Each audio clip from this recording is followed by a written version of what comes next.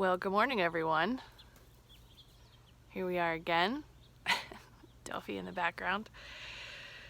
Okay, so today we're going to do lesson number 49 of A Course in Miracles, and we're going to read the Jesus commentary from A Year of Forgiveness.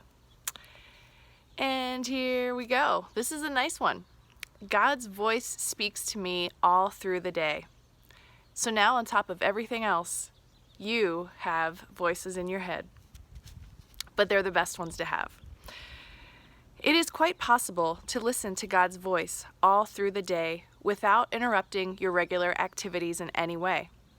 The part of your mind in which truth abides is in constant communication with God, whether you are aware of it or not. It is the other part of your mind that functions in the world and obeys the world's laws. It is the part that is constantly distracted, disorganized, and highly uncertain. The part that is listening to the voice for God is calm, always at rest, and wholly certain. It is really the only part there is.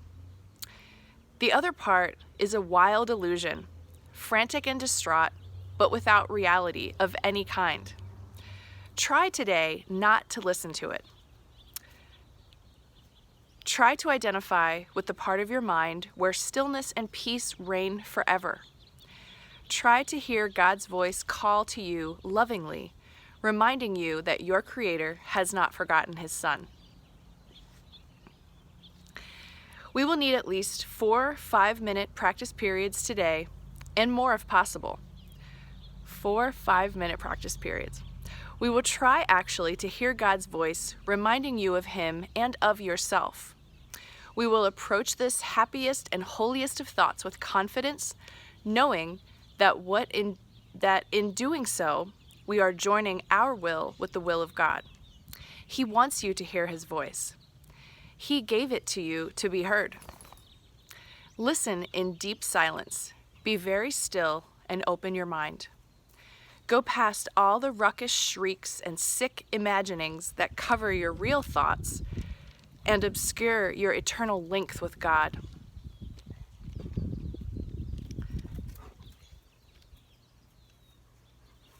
Sink deep into peace that waits for you beyond the frantic, riotous thoughts and sounds of this insane world. You do not live here. We are trying to reach your real home. We are trying to reach the place where you are truly welcome. We are trying to reach God. Do not forget to repeat today's lessons very frequently. Do so with your eyes open when necessary, but closed when possible. And be sure to sit quietly and repeat the idea for today whenever you can, closing your eyes on the world and realizing that you are inviting God's voice to speak to you. God speaks to me all through the day. What a comforting thing to know and to decide to tune into. All right, so let's see what Jesus has to say in A Year of Forgiveness. God's voice speaks to me all through the day. You are blessed beings indeed. I am that one that you know as Jesus. It is important for you to understand the ego's voice talks to you all through the day as well as God's. When you choose not to listen to the ego's voice and go beneath its raucous cries of attack, shame, and fear, you can reach another level of consciousness. It is always there, dear ones. It is always there.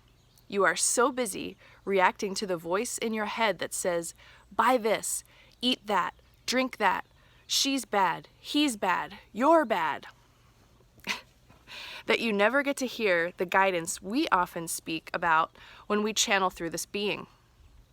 This being quieted her mind through the practice of forgiveness. Through the practice of forgiveness, she quieted her mind enough from the raucous voice of the ego so that we could be heard. This takes time. In your world, things seem to take time, and that is what time is given to you for.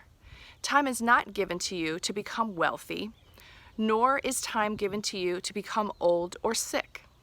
Time is given to you to learn how to hear the voice of God, to hear the guidance from deep inside of you beneath the ego's crazy and vicious voice. To weaken the ego, you must stop listening and reacting to it. You must stop believing those thoughts and impetuses to do certain things. You must quiet your mind and align it with less combative thoughts, ideas, and beliefs. You must go beneath the surface of the storm. Just like in your oceans, you see that deep, calm, quiet beneath the waves that constantly ebb and flow. Deep down, beneath the tides that move back and forth, there is calm. The same is true for your minds. Remember, the world you live in reflects consciousness. You can use the ocean as an analogy, as well as the skies. What always remains above the clouds and storms? The sun always shines, a constant and loving emanation of energy that gives life. That symbolizes what, in your world, you call God. It is a physical symbol to remind you of the truth that God's voice, that God's love, that life-giving essence is always available to you, even though it may be hidden beneath storm clouds. No, it is always there. I am that one that you know as Jesus, and we will speak to you again tomorrow. Well, sounds like we have our marching orders for the day, and I hope that you do get to hear God's voice. Whenever I hear the birds or like the wind rustling the leaves, I pretty much think that's God's voice. So it's not hard to find if you're looking for it. Enjoy your practice periods today. I hope you're reading along with your books, and we will see you tomorrow. Take care. Bye.